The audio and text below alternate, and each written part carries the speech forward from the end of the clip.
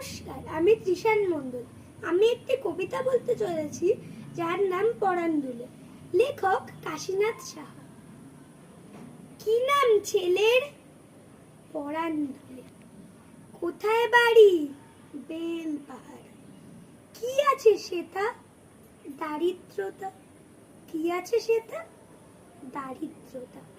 আর কিছু নাই? খিদের বালাই। পড়াশোনা কেউ করি না।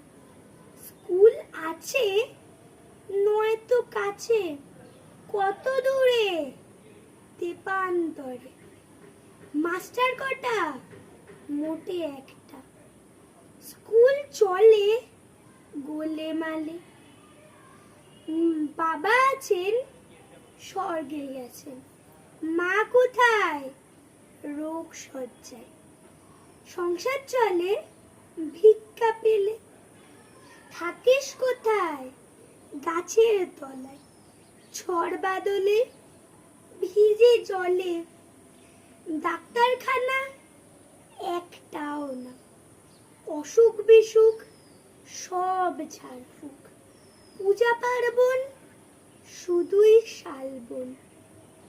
হিন্দু না বৌদ্ধ?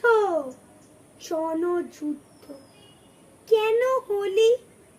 কি করে বলি? পুলিশ আসে মাসে মাসে। এসে কি করে? মারে ধরে, তারপর জেলেও পুরে। কি পাস জেলে? খাবার মেলে। ওখানে কি খাস? শুধুই উপাস। ভাতের গন্ধ 6 মাস বন্ধ। বাঁচিস কিসে?